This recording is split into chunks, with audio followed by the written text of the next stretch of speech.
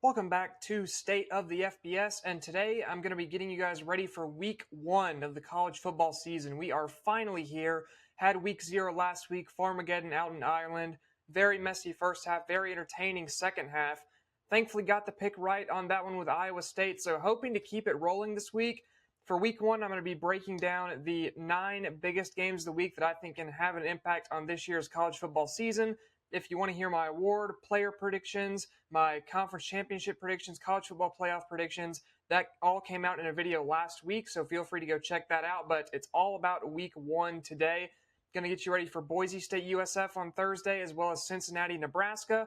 On Friday, it's Auburn at Baylor in Waco, Texas. Got a lot of games we're getting you ready for on Saturday. The Chick-fil-A Kickoff Classic in Atlanta, Syracuse and Tennessee, the Alabama-Florida State game, Clemson, LSU, and then obviously Ohio State at Texas, the big noon game. Then on Sunday, Notre Dame in Miami, and then finally to finish it out on Monday, the start of Bill Belichick's North Carolina tenure by hosting TCU. But I want to get right into the big games, honestly, so we're going to start on Saturday, and we're going to start with the big one, Texas and Ohio State. First off, Texas not wanting to play this at night is weak. I think that would have been such a cool way to cap off the first Saturday of college football. But on the other hand, devil's advocate, it is nice to have Clemson LSU as a night game, and these two aren't clashing at night. Although I don't know if that kickoff time would have changed. Anyway, not the point. What is the point is Texas is headed to Ohio State. This is going to be a massive season opener for both of these teams. Two teams that are front runners in their respective conferences, the Big Ten and the SEC. And for the visiting Longhorns, I think this all starts with really making Julian Sayin uncomfortable. Sayin is very inexperienced. This will be his first start in a home opener for Ohio State, and I think the Texas defense really needs to come out and try to get him off his rhythm early. Sayin has Jeremiah Smith. He has Carnell Tate to throw to. It's a great receiver room. I think Malik Muhammad is very solid on the outside for Texas, and Michael Taft, is great instinctually on the back end, but neither one of those guys, I think, are enough of an athlete to get to Jeremiah Smith, because really not anyone in college football is. He's a unique player for right now in college football. But the rest of the Texas defense, you have Colin Simmons up on the front line, really, really talented sophomore edge rusher. In my opinion, the most talented sophomore defender in college football right now. And then Anthony Hill Jr. is a freak at linebacker. Super athletic, super rangy, can get all over the place, really effective against the run game. I think he's going to need to have a big game, try to make Ohio State's offense more one-dimensional. So I do like Hill Jr. to help out the Texas defense and keep Ohio State's offense restrained. If they do have to rely on just the passing game, I think even with the stout receiving core, it's going to be a little too much to ask of Julian Sayin. And then I think the Texas offense will be able to get back in this and really make it happen on that side of the ball. I know everyone's talking about Arch. Arch hasn't been in this kind of environment before, and I think it'll be a big test. I have confidence that Arch will be a very good player this season, but I think it would be wrong to expect him to immediately play like one of the best three quarterbacks in the country on the road at Ohio State in the shoe. And if he does, you have a very, very special player on your hands. But the rest of the Texas offense, I think, is going to be able to take the pressure off of him. The running back duo is, in my opinion, the best in the country. Quintravian Wisner is the Thunder, CJ Baxter is the Lightning. Baxter is such a good running back for the Steve Sarkisian scheme, can be a very effective pass catcher out of the backfield.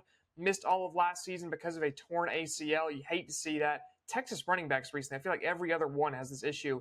Yeah, Bijan was fine. Jonathan Brooks, injured all the time. Wisner, fine. CJ Baxter, injured all the time. So hopefully this isn't a thing we keep seeing from the Texas running backs. I do think both these guys are extremely talented. Should be able to work in between the tackles well. Ohio State with two new edge defenders this year, and Caden Curry and Kenyatta Jackson. They're both going to have to step up big time to really bottleneck this Texas team, because if you let them both run and pass the ball, and then on the other side, Texas is able to make Julian Sayin try to do it all by himself, that's not going to be a way to win this game. I think you're going to have a lot of trouble. I would say Ohio State really needs to try to force turnovers in this one. Try to use the inexperience of Arch against him, get him making mistakes, get him turning the ball over, and help you out that way. Overall, I just think this Texas team is more well-rounded and more talented than Ohio State, although that's not to say Ohio State isn't talented. I mentioned all the players they have. Sonny Styles as well at linebacker. Davis Igwinosin, I think, is a great corner. And then Caleb Downs, maybe the best defensive player in all of college football. I have more confidence in the supporting cast on defense of Texas than the supporting cast on defense of Ohio State, outside of kind of your marquee star players. So I do think the Longhorns take this one, although I think it's very, very close. So give me Texas to start the Saturday off right with a win over the Buckeyes in Columbus. Two more Saturday games to get to before we get to the Clemson LSU nightcap. First up is Syracuse and Tennessee in the Battle of Orange teams in Atlanta. And this one's interesting. I think that Syracuse is very solid this year. I like Steve Angeli a lot. The receiver room has some questions, but a lot of high upside. Darrell Gill Jr. was a great player for the Orange last year. Jonte Cook kind of bounced all over the place in the offseason, wound up at Syracuse, and then true freshman Emmanuel Ross, I think, is a stud. He should be a very good player for the Orange as well. And despite Tennessee's highly touted secondary, Jermon McCoy's not playing in this game, still out with the ACL recovery. So I think Syracuse is going to try to take advantage of this Tennessee back end. I know Boo Carter is still back there, but if you're missing a piece like Jermon McCoy, you need to try to take advantage of that. I think that's where Syracuse will really try to press the issue on the Vols. As for the Syracuse defense, Deuce Chestnut's a baller on the back end. Just a very, very stout safety. Knows where he needs to be, is able to get there at the right time. Very cerebral player. And then the defensive line is the main issue for the Orange this year. Fadil Diggs went to the draft last season, and then you lost Murad Watson to Texas, who will be helping the Longhorns secure the win up in Columbus this weekend. So if you're Tennessee, you really want to try to attack that Syracuse D line. But you lose Dylan Sampson, and there's not exactly a ton coming in at running back. You bring in Star Thomas from Duke, and he's going to need to play like one because Dylan Sampson isn't walking through the door. He's playing for the Cleveland Browns right now. And in this Josh Heupel offense, that's really how you try to exploit these defenses. Use your wide splits, get them spaced out, and make them stop the run with a light box. And that's how you get these defenses off balance. And Star Thomas is really going to need to be able to capitalize on that because if not, you put a ton of pressure on Joey Aguilar. This guy holds just about every single season App State passing related record. His 2023 season with the Mountaineers is very good. Took a bit of a step back last year. However, does have good talent. I liked his fit at UCLA, and this Josh Heupel offense is notoriously QB friendly. So if he can come in and produce, I think that really would help the Volunteers out. Your problem is Squirrel White is now at Florida State, which is never really good, and the receiving talent is not overly elite on this team. Also had Chas Nimrod leave the team to go to UCF, although I don't think he would have been a high-impact player anyway for the Volunteers. It's a lot of pressure to put on Aguilar, and then you lose four of your starting offensive linemen from last year. It is really weakness versus weakness up front with the Tennessee offensive line and the Syracuse D-line. So this one could turn into a shootout, I think. I think Aguilar is really going to look for Miles Kitselman a lot, the tight end, settle in, get a safety blanket going, kind of relax into the game. I like the Syracuse offense a bit more in this kind of high-end shootout type of vibe, which sounds weird to say with two teams that have had solid defenses the past few years. I like Syracuse's ability to do it a little bit more. So give me the Orange with a slightly more high-powered offense to take down the Volunteers in Week 1 in Atlanta. Our next Saturday game is the Alabama Crimson Tide headed down to Tallahassee to take on the Florida State Seminoles, and 2 years ago, I would have been super psyched for this game. Then Florida State was awful last season, going 2-10. As a guy who grew up a Gator fan, any chance to say Florida State went 2-10, I'm gonna put it in the video. However, my hope is not lost in Mike Norvell as a coach. I do think he kind of caught lightning in a bottle with Jordan Travis, but you look at this guy at Memphis, he's not inept. And I think if they can rebound, just get some baby steps going, you can really get back on the road to being where Florida State should be. And even as a Florida fan, I can acknowledge that the sport is better when Florida State is good. I love to see all three Florida programs good at once going at it. College football is just more fun that way. I just think it's a bit unfortunate to start this season by welcoming Alabama. I know Tim Keenan is out now, has the ankle surgery he's going to have to undergo, going to miss some time for the Crimson Tide. I think the defense is too talented anyway. LT Overton's a beast off the edge. Dante Lawson at linebacker. I love Damani Jackson out at corner. And then Keon Saab is a very, very solid safety. So this Alabama defense has stars all over the place. The offensive line has been very secure the last couple of seasons. Caden Proctor's out there on that left side. He's a very highly touted player. Still needs to develop a little bit, but it's been very good over the last couple seasons. Obviously, Alabama has Ryan Williams. I don't know that Florida State has a guy that can hang with Ryan Williams. Jeremiah Wilson's probably the closest. Picked him up from Houston out of the portal, and I think he's a very solid addition. It's just tough. to try to guard Ryan Williams. The good news for you, though, is the Florida State defense is I'm not sure how many playmakers Alabama has outside of that. So I think you can afford to just say, hey, we're going to double Ryan Williams every play and make someone else beat us. And I don't know how good the Alabama offense is going to be able to adapt to that initially. However, I just don't have enough confidence in the Florida State offense to say that they could even keep up with Alabama that way.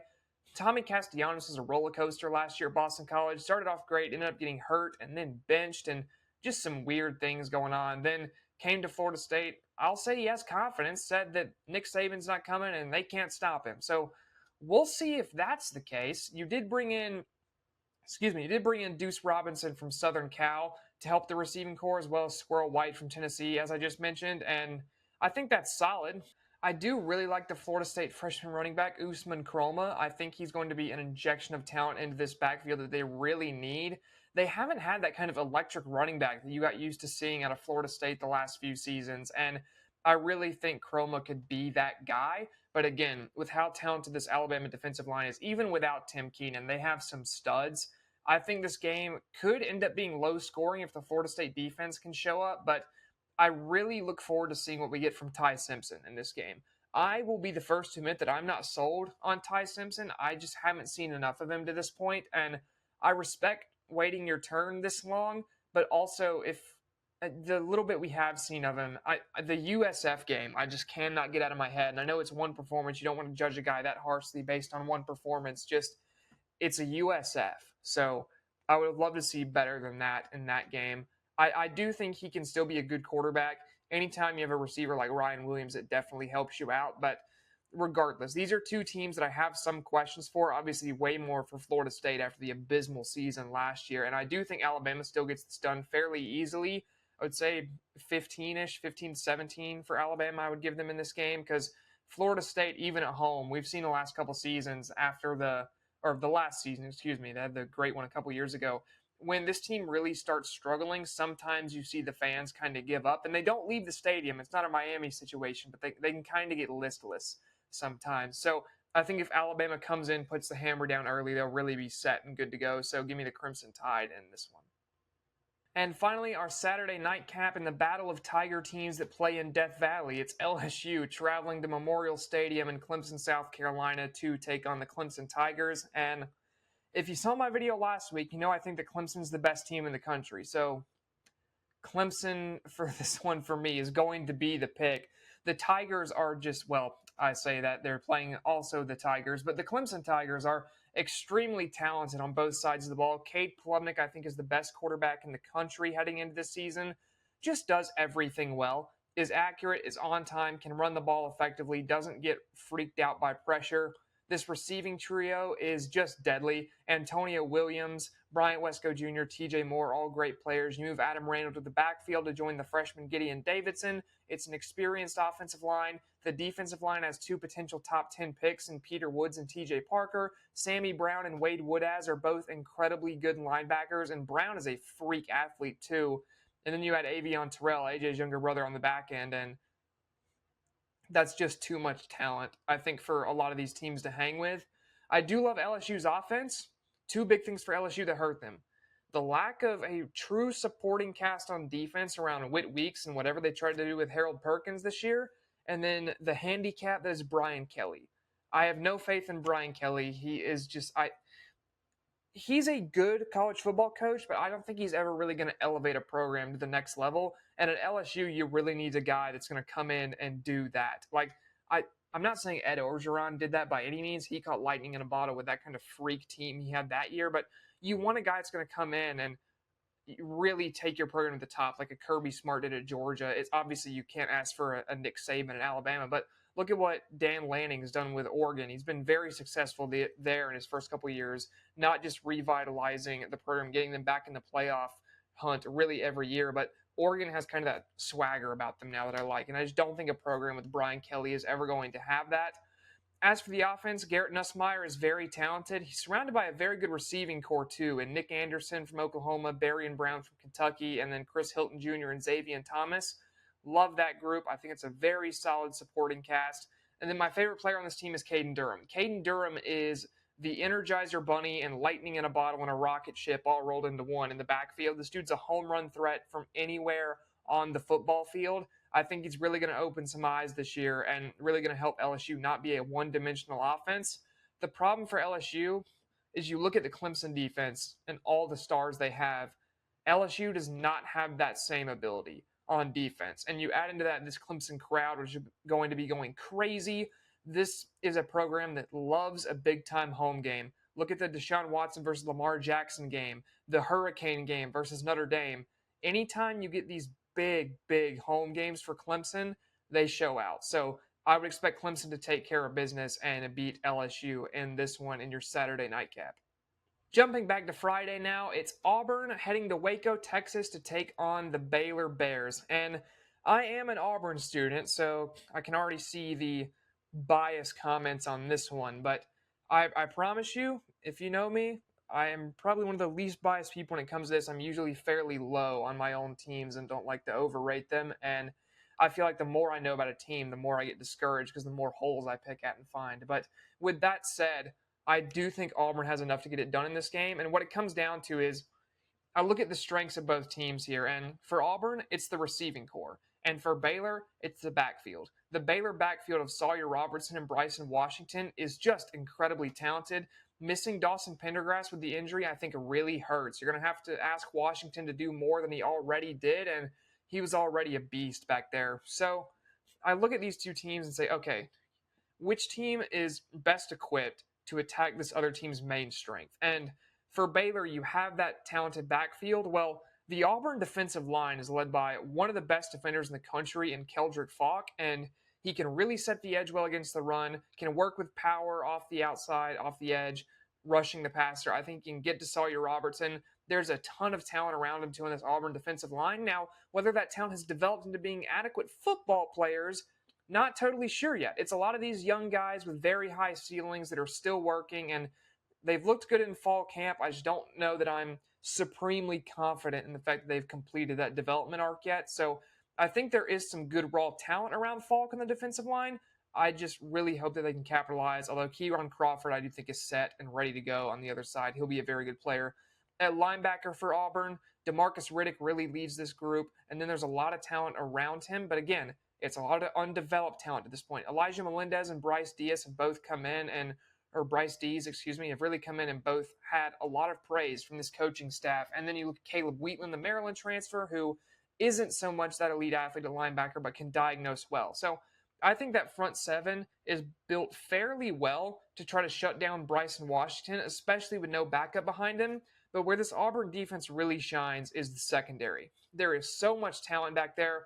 Kayan Lee is back on the outside. Jay Crawford is back on the outside. Jay Crawford was probably the best freshman corner in college football last season. And then Caleb Harris at safety can come up, lay the wood, is a great hitter. Then the transfer corners too. You bring in Rayon Strader from Miami of Ohio, first team All-MAC last year. Very, very good cover corner. Rayshawn Pleasant comes in from Tulane. He was I believe he was, if not All-American, he was definitely All-AAC kick returner last year. Return specialist, can also play both safety and corner. You get Champ Anthony back after the brutal leg injury versus Arkansas. And that secondary, I think, can be really something for Auburn to lean on, even if the front seven's having an off day, because it's going to take forever for guys to get open back there. And this Baylor receiving core, I just don't think is equipped well to attack that. Your three main receivers are Texas State transfer Cole Wilson, Alabama transfer Kobe Prentice, and then San Diego State transfer Lewis Brown IV. And Lewis Brown last year was literally a right side of the field receiver. If you go look up his passing chart from last year, pretty much everything is on the right side of the field. I think there's 2 or 3 receptions total over the middle and over the right side. Very odd, not something I usually see from receivers. Kobe Prentice was Alabama's kind of short middle of the field option last year. I think that's probably where he translates here too, because Cole Wilson was really a good outside threat for the Bobcats of Texas State last season. I just don't think that receiving core is built to attack Auburn's DBs well. And so then you look at, okay, if we've taken care of Bryson Washington and we think we can take care of the Baylor receivers, Can we stop Sawyer Robertson running the ball? And I think that's where Demarcus Riddick comes in. Hyper athletic linebacker, can chase down and make those plays. Now, on the other side of the ball, the Auburn offense. Jackson Arnold is a huge question mark. I know the season last year at Oklahoma did not go well. Did not go well at all. But also they were playing with Walmart greeters at receiver and a patchwork offensive line. So I think going from that to the new Auburn offensive line this year with Xavier Chaplin and Mason Murphy out at the two tackle spots, those are two very, very solid, experienced tackles. And then the interior, Dylan Wade, Jeremiah Wright, and then all SEC second team, I believe, center, and Connor Liu. They're very talented. If not second, he was third team. He was one, either second or third team, one for Connor Liu. But then you go to the receivers. That's where Auburn shines. Eric Singleton is not playing at 100%, is going to be, I believe, slightly banged up, but is still going to play. Cam Coleman's a freak. Malcolm Simmons is a very good sophomore receiver. Bryce Kane, very solid. And then Horatio Fields, I think, has really been slept on this offseason. The Wake Forest transfer, just a technician, veteran technician receiver who is not going to drop the ball. So you look at that, and the Baylor secondary, I just don't think is built for this. They were not good last year. They were ranked number 94 in pass yards allowed. Didn't really get a ton better, I would say, this season either. And so you look at these two teams where it's mostly solid, and then your glaring hole for Auburn, it's a massive question at quarterback. I believe that Jackson Arnold, with all the talent around him, is going to be able to take that step up. And if he isn't, Auburn might be a 5-7 team, if not worse, this season. So I think this will really be a good test for that. For Baylor, the big weakness is the pass defense. And I just think that they're not going to be able to cover these Auburn receivers. Now, against the run, they're going to be great. Keaton Thomas at linebacker and defensive lineman Jackie Marshall are both great against the run. Marshall especially. I think the Auburn passing attack is going to be the difference in this one. I do think this game is really close, but give me Auburn by 3 to 7 points in this one. Jumping back to Sunday, it's Notre Dame against Miami, and this is a fun one. I really like this game. I think Carson Beck is such an interesting player. There's people who are way over-hating Carson Beck, like, oh, this guy's terrible. I never want to see him play. Why do people think he's still even a decent player? And then the other side of Carson Beck's top 5 in Heisman odds, and both of them are wrong. Carson Beck is a good player, especially 2023 Carson Beck. I would even call a great player. But last year, mistakes really crept in. A lot of clutch interceptions. Look at the Texas game, the Alabama game, especially through 3 picks against Florida, which not going to be able to do that this year because Florida's not going to have Aiden Warner, whoever it was, starting or playing at quarterback in that game, hopefully. But as for Carson Beck, the big thing is, do the Miami receivers know that the ball has to stay in their hands once it hits it? Because for Georgia last year, it didn't look like they knew that with the amount of drops for the Bulldogs. It was a huge struggle for the Georgia passing attack. And I think that combined with Beck's just general skittishness really was the worst case scenario for him last year. I am slightly concerned by the UCL injury, how he bounces back from that. Seems like he's 100%, so I think he'll be good. They do have Ruben Bain off the edge, who was a great player, and then Mark Fletcher and Jordan Lyle at running back are very talented for Miami as well. And then Francis Mauigo is a just stalwart at offensive tackle for these guys. As for Notre Dame, it is quarterback C.J. Carr getting the start. I think that's the right move. Go with the guy who's been the best in camp. Go with the guy with the highest ceiling. I think both of those fit C.J. Carr for this Notre Dame team. You lose Steve Angeli to Syracuse, I think you're okay. At running back, you have probably the best in the country in Jeremiah Love. Dude's just a freak. Can jump over pretty much anyone. We saw it even with the no hurdling rule against Penn State in the playoff last year. Just flat out cleared a dude. So freakishly talented running back, can cut on a dime. Very, very good player. You know the Notre Dame defense is going to be ready to go. This front seven is solid, disciplined as always. And then in the secondary, 2 of the best corners in the country, in Leonard Moore and Christian Gray. And that is where I think the issue arises for Miami.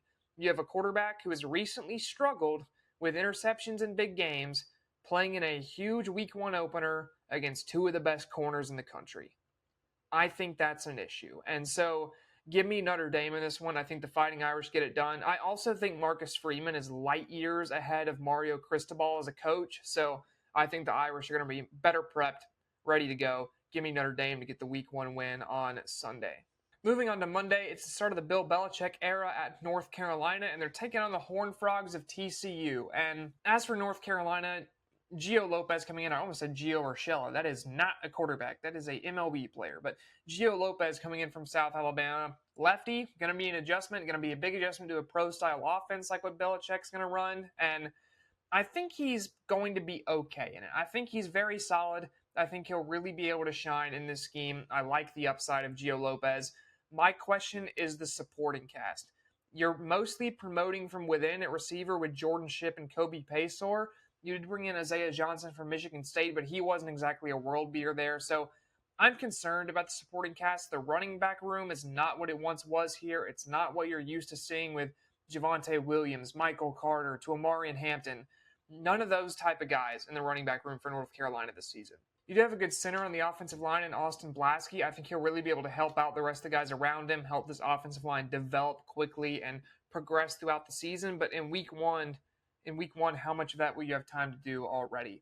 On the D line, Price Yates has been brought in. I think he's a very solid player. You bring in Isaiah Johnson from Arizona, who is another good player. Florida transfer also brought in DeAndre Robinson, and some more promoting from him with Smith Vilbert and CJ Mims. So it's a deep defensive line. I don't know if the top end talent is necessarily there. The linebackers are more athletes than linebackers right now, especially Kamori House, the Washington transfer. I think he has very, very high potential, but not quite there yet. Like I said, more athlete than linebacker. In the secondary, you bring in some good transfers. Thaddeus Dixon from Washington, love that guy. ECU transfer Gavin Gibson, another good player, played well on the opposite side of Savon Revel last year. Marcus Allen, Caleb Cost, Will Hardy are all solid defensive backs as well. That's really the strength of this North Carolina team right now, is the secondary outside of maybe the quarterback position. And thank goodness, because TCU has one of the best quarterbacks in the country in Josh Hoover. I am so high on Josh Hoover headed into this season. Absolutely love the TCU quarterback. Think he's going to be incredible this year. And he has one of the best receiver ones in the Big 12 in Eric McAllister. Definitely not on Jordan Tyson level, but after that, I don't know that there's a lot of guys in the Big 12 that are better than him headed into this season. So I really think this is going to be, not just for North Carolina, but for the country, a get ready to learn Josh Hoover, buddy, kind of moment. Bud Clark back in the secondary for TCU is a very good read and react safety, can make plays. The other Washington transfer corner, Elijah Jackson, is playing for TCU, so kind of a fun reunion game between him and Thaddeus Dixon, if you're into that kind of thing. Then Avery Helm, Channing Canada, and Javon McIver are all good defensive backs as well. So this is really a match of two very solid, very deep secondaries. The issue for TCU is they don't know how to rush the passer. Your leading returning sacker is Devian Deal, who led the entire team actually last year with 5.5 sacks. You flat out need more than that. Marcus Deal really stepped up in the middle of last season, played well down the stretch at defensive tackle. You have Ansel D. Mbu coming in from Washington State. So it's a decent interior, I will say. I don't know if they can really cause pressure. So this might be a game where both quarterbacks really have time to step back in the pocket, make reads, and make throws. And if you can't get pressure on Josh Hoover, you're dead. He's going to absolutely pick you apart. Gio Lopez, I don't know that I can say the same thing yet. He's really more of an improvisational quarterback than a kind of sit in the pocket, sling it around type of guy, but I can't pick against Josh Hoover in week one versus a defense that's still very raw for North Carolina. So give me TCU to open the season with a win on Monday. Now, finally, heading back to Thursday's games. It'll start with Boise State at UCF in one of the weirder season openers I've seen in a while. Max Madsen's back quarterback for the Broncos. He was the best quarterback in the Mountain West by counting stats last year, but he also had an Ashton Jeanty, which tends to be very helpful. And also Matt Lauder is a very, very good tight end for this team. So I really need Lauder to play well if you want to see kind of the best version of Maddox Madsen. I think those two guys' play styles match each other really well. In the running back room, obviously Jeanty's gone, but Fresno State transfer Malik Sherrod is a very good player. Missed the entirety of last season with an injury, or not the entirety, but most of last season. I believe played in like a game and a half before getting injured. And it was an ankle injury for Sherrod last year. But him and Jean-Brez Dubar this year for Boise State will be a very good duo. I like Sherrod a lot. I think he'll be a very good running back. Obviously not Jeanty, though. Mentioned Matt Lauder already, very solid tight end. Jaden Virgin Morgan is the returning sack leader for this team.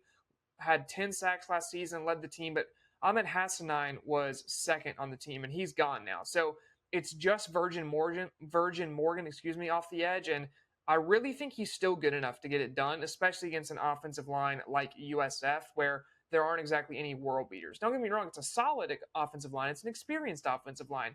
I just don't think they're quite ready for Jaden Virgin Morgan. I would love to see the pass defense step up for Boise State. They were 106th in the nation last year, and then the offensive line for them is also fairly balanced and solid. As for USF, Byron Brown is back. No longer injured, was injured down the stretch last year. I believe missed the final 7 games of the 2024 season for the Bulls. And if you get healthy Byron Brown, he is one of the more exciting quarterbacks in the country to watch. Can run, can make throws on the run, can make throws without being on the run. A very exciting player. And then at running back, you have Cartavius Norton brought in from Charlotte, started there last year, and then Sam Franklin in from Oklahoma. I like the receiver room. Sean Atkins is a very reliable possession style receiver. Chas Nimrod brought in from Tennessee has potential, was a former track athlete in high school, but wasn't exactly lighting the world on fire with speed, let's say. He's fast, but he's not like when you think track speed, he's not that kind of fast. And then Kashawn Singleton is also a solid option on this team for USF. Like I said earlier, the offensive line is fairly experienced. I think that USF is also uniquely able to counteract Matt Louder with this roster in Mac Harris. First team All ACC linebacker, is a converted safety and is really fast, can read and react well. I think is the perfect kind of guy to match up against your opponent's star tight end. So I like that matchup for USF a lot as opposed to most group of 5 teams going up against Louder for Boise State. And USF does have an 18-game losing streak versus ranked opponents. Boise State comes in ranked number 25.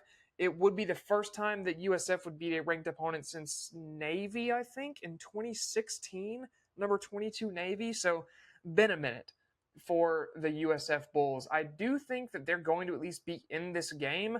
I just don't know that they have the pieces to stop the Boise State running game. And because of that, I am going to take the Broncos in this one. But USF, I already kind of like them as a dark horse group of 5 team. They were my group of 5. They were my second group of 5 pick for last year if Boise State faltered as well. So I like Byron Brown a lot. I keep thinking I'm going to see the step from Byron Brown. Never quite happens, although it was mostly due to injury last year. But regardless, I don't think USF quite has enough. Give me Boise State in this one. And the final game we're going to be going over here is Nebraska versus Cincinnati. This game is at Cincinnati, and Nebraska for this one I think there's too much talent in the passing offense. Cincinnati last year really, really struggled to sack the quarterback, was very abysmal, honestly, on the pass rush side. Dante Corleone is a monster in the middle of that defensive line, but is more of an elite run-stopping, space-eating D-tackle than a kind of freak pass rusher. And I really like Dylan Raiola, especially first half Dylan Raiola from last year. The second half, kind of got a bit touchy. So I do think he'll be solid this year. I love the addition of Dane Key from Kentucky. Also, I like the addition of Neziah Hunter coming in from Cal. It was the best option for Fernando Mendoza last year outside of the tight end Jack injuries. So him and Dane Key, I think, is a really good combination for the Huskers.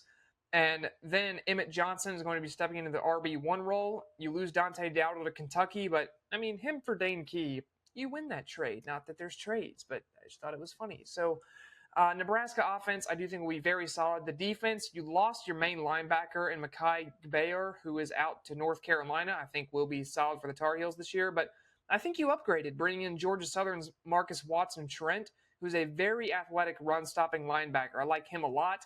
The defense was good last season, but you lost a lot of that production, so it's can the new guys step in? I have faith in Matt Rule to be able to get those guys ready to go. I like the Nebraska defense, and I really like Dylan Raiola, this receiving core, especially versus a team that cannot rush the passer in Cincinnati. So I do think the Cornhuskers get this one done. That's not to knock the Cincinnati offense. I love Brendan Sorsby. I think he's a very talented quarterback with an NFL arm. His supporting cast flat out isn't good enough. Joe Royer is a very, very good tight end. Actually broke the Cincinnati single-season catches record for a tight end last season that Travis Kelce used to hold. But outside of that, just not enough. There isn't nearly enough. Cincinnati doesn't return a single receiver that had more than 25 yards last season. Your top 3 are probably going to be Jeff Caldwell, who is a Lindenwood transfer. That's a team in the Ohio Valley Conference in the FCS. Had 1,100 yards for them last season. Caleb Goodien from Colorado State, and then Cyrus Allen also brought in from Louisiana Tech via Texas A&M. So, like I said, just not enough around Sorsby at all. And then despite Dante Corleone in the middle on the defensive line, and then Matthew McDoom is a good player brought in on the outside to play corner. Sick name as well. It's just not enough. I think Nebraska has the better talent on the offensive side. The defense I trust a lot more and their ability to get after the passer. So give me the Cornhuskers to get that one done on Thursday night. But that is it for the Week 1 Picks episode of State of the FBS. Thank you guys for tuning into this one. I enjoyed making all the preseason stuff, but now it's time to really get into college football. That's obviously what this show's about. So really looking forward to go week by week, breaking down these games after they happen, and then giving you previews like this for the biggest games of every week. But if you have been enjoying the content, do make sure to like and subscribe, and I'll see y'all next time on State of the FBS.